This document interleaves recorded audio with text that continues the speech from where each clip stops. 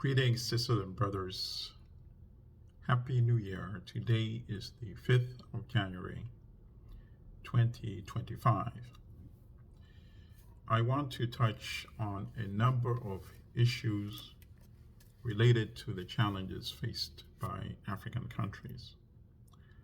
I wanted to be part of my African History Club narrative, but I also want to add another dimension to it, which is what I call not yet Uhuru. Uhuru is the Kiswahili word for independence. And not yet Uhuru is also the title of a famous book from the 1960s by Odinga Oginga, who is the father of Raila Odinga. Raila, of course, is a prominent politician in Kenya, a former prime minister, leading opposition leader, and right now he's one of the leading candidates to take the position of the chair of the Executive Commission of the African Union. I believe the election is going to be in February 2025. So he's representing Kenya and, of course, the East African region, Raila Odinga. And his father wrote that famous book that I highly recommend, Not Yet Uhuru, meaning not yet independence. And that's basically the problem that most African countries face. The so-called one formal independence, essentially paper independence, because you cannot be an independent country if you don't control your sovereignty, you don't control your production, you don't control your economy. And that is why we're seeing the upheavals that we're seeing in West African countries right now. These primarily the former French colonies. It's only this week that the Ivory Coast, the President Ouattara, is finally announcing that he has asked French soldiers to leave the Ivory Coast. He's under tremendous pressure because we've seen the trend in one former French colony after the other. Because what France has done is that France really, truly never left. So independence, colonialism continued under a different guise, so-called independence. But France had military troop presence in those countries. In Mali, a few years ago, after a coup, asked the French to leave, and then it was Burkina Faso, and then it was Niger.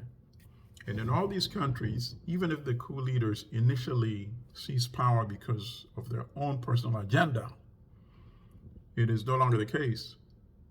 The people on the streets supported them when they made it clear that they would attempt to take control of the economies, of their sovereignty from the French. So it started by asking the French to leave their country, the French soldiers, and now they're demanding better compensation for their natural resources.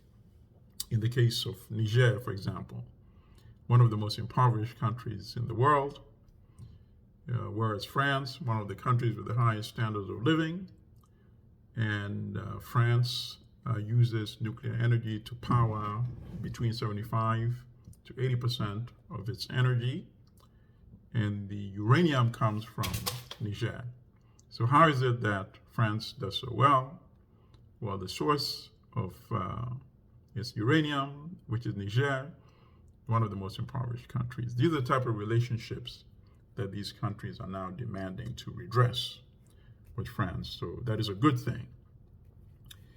And of course, if you read the Western media, the only thing they focus about is, so for example, you look at the New York Times, they refer to Mali, Burkina Faso, and Niger as the coup belt, as if these countries were non-coup belt countries, somehow, miraculously, their economies and their future would be somehow doing better.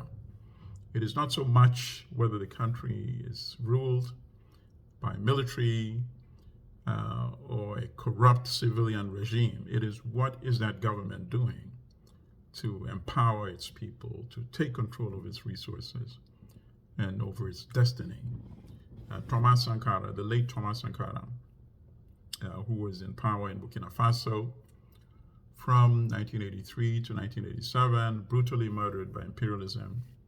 He's already proven that a military ruler with a clear agenda to empower his people is much more preferable than a corrupt civilian leader dressed in a suit and tie, pro-West, and that's what you always hear, pro-Western leader.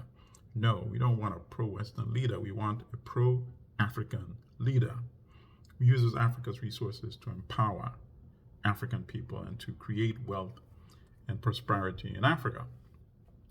And one of the key, in fact, the only way to do it is to change the type of neocolonial economic relationship that African countries have with the industrialized world, which is that these countries remain producers and sellers of cheap raw materials to these industrialized countries, who then use it to manufacture and sell the products used with Africa's raw materials back to African countries at prices that are exponentially, multiples much higher than the amount of money that they get for their resources. That has to end.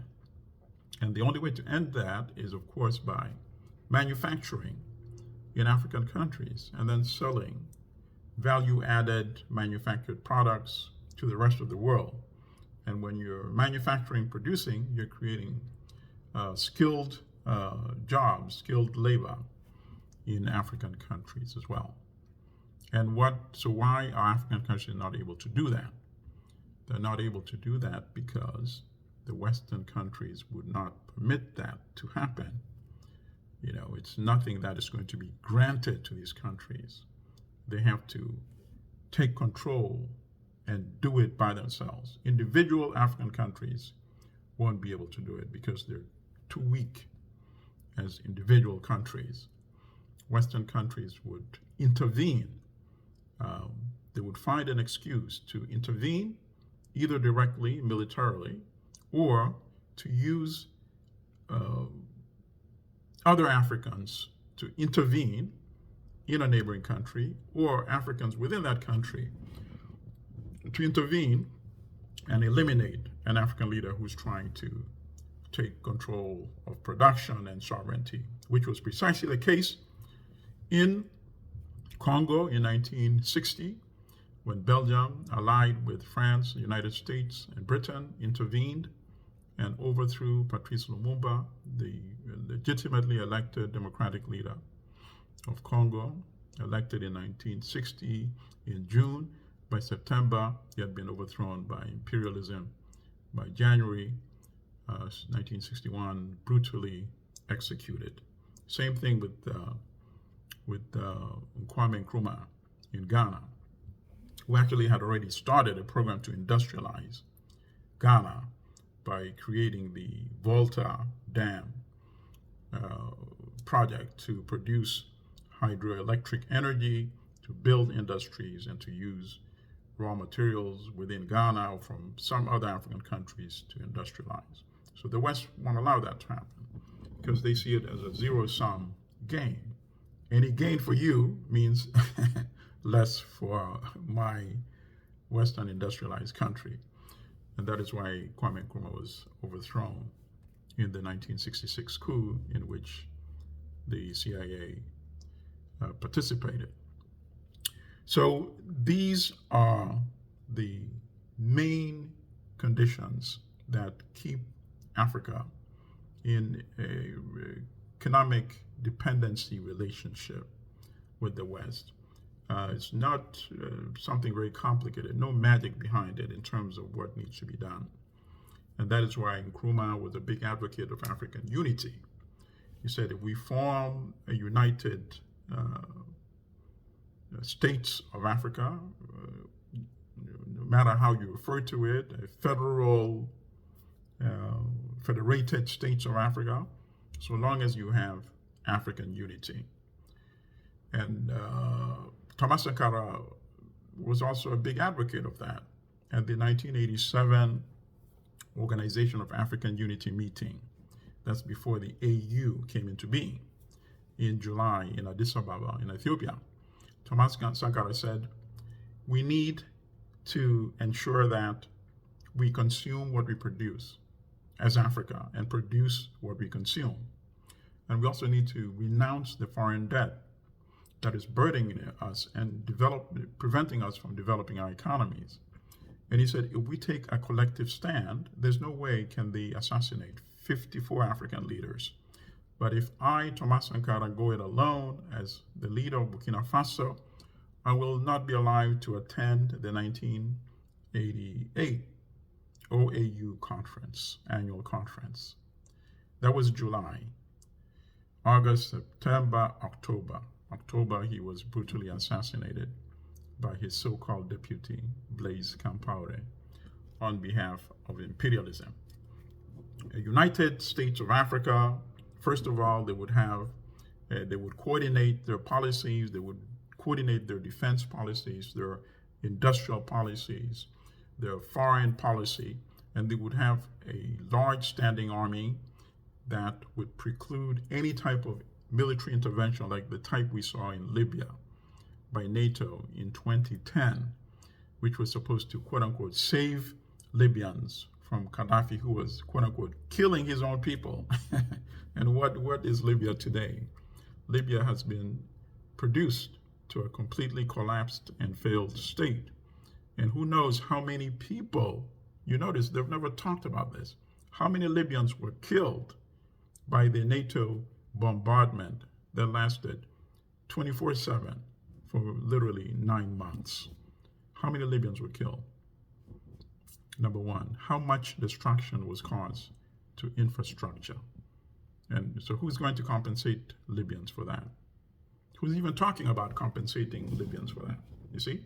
So that kind of intervention would not be possible with a United States of Africa. So this is my initial introductory remarks to get back into this conversation of African History Club, not yet Uhuru. I'm going to call it now African History Club, not yet Uhuru. And in every episode, I will point to the elements that still hold back Africa and prevents it from realizing its true full potential. If you want some readings that I recommend, of course, I always talk about it, Kwame Nkrumah's Neocolonialism, The Last Stage of Imperialism, highly recommend. In fact, I did a book review on that for my, I'm now in the PhD program, for some of you that may not know, at Harvard University, PhD in history. So maybe I'll read from my review in the next couple of weeks. And then I also recommend The Future That Works. This is the selected writings of A.M. Babu, who once was the economy minister in Tanzania shortly after independence. He had a falling out with Mwalimu Julius Nyerere. I think the West considered Babu to be a little too radical and put pressure on Nyerere to get rid of him from government. In fact, he was locked up for a couple of years, but because of his support from intellectuals from around the world, eventually was released and lived the rest of his life, unfortunately, in exile. I also recommend Black Africa, The Economic and Cultural Basis for a Federated State by Cheikh Anta Diop, in where he also talks about the importance of African unity and the need to cede some sovereignty in these individual countries to have a larger collective of a much more powerful and sovereign United States of Africa. So thank you, sisters and brothers. I will try to be much more consistent in my commentaries this year. Happy New Year once again.